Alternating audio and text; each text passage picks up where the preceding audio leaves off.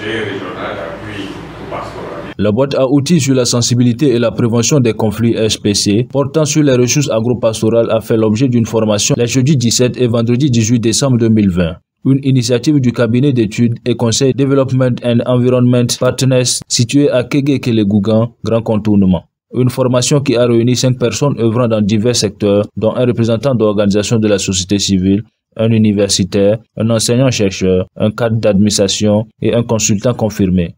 Tous réunis pour un objectif commun qui n'est autre que de constituer un pool et un vivier de consultants formateurs capables d'être mobilisés pour le renforcement des capacités des acteurs dont la demande est sans cesse croissante. La formation que nous avons débutée aujourd'hui, qui couvrira 2 jours, est donc une formation des formateurs sur les outils de sensibilité et prévention des conflits, en abrégé SPC. L'objectif donc est d'outiller ce groupe restreint de personnes ressources par ailleurs déjà très qualifiées sur les aptitudes, les outils et les expériences qui ont été bâties au Sahel autour des outils SPC, donc sensibilité prévention des conflits, susceptibles de les aider à renforcer les organisations, les projets et les services décentralisés, déconcentrés sur la gestion des ressources agro-pastorales. Vous savez que la problématique des conflits qui opposent les acteurs autour des ressources agro-pastorales va croissant et il est de bon ton de trouver donc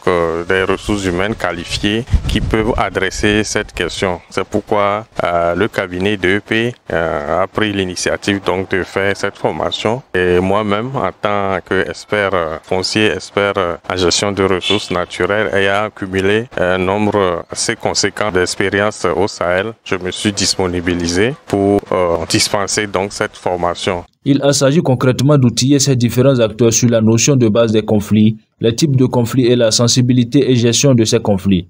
Il a aussi été question de les présenter le projet Pastoralism and Stability in the Sahel and Horn of Africa Project et les différents outils de SPC développés y afférents. Quelques outils d'analyse ont également été présentés, notamment le modèle d'analyse de la situation conflictuelle au forage Christine et son histoire d'intensité des conflits reconstitués par les populations au nord du Burkina Faso en décembre 2009 et la matrice des 4 R de l'ICRAF au Niger en 2007.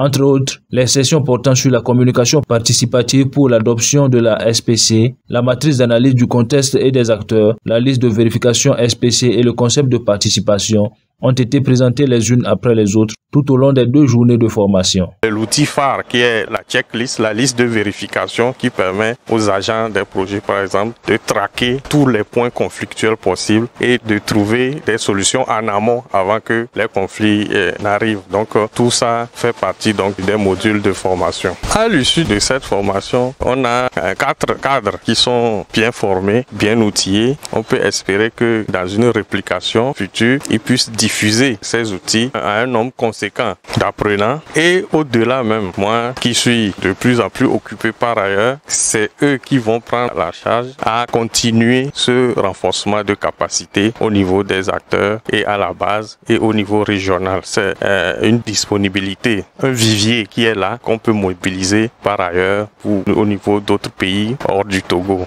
Pour finir, le facilitateur a attiré l'attention des participants sur la liste de vérification SPC pour la mise en œuvre sur le terrain de projets d'activité ou d'infrastructures destinés au secteur d'élevage en zone pastorale subsaharienne. Cette partie a été accompagnée d'exercices pratiques afin de mettre les participants dans le bon bain.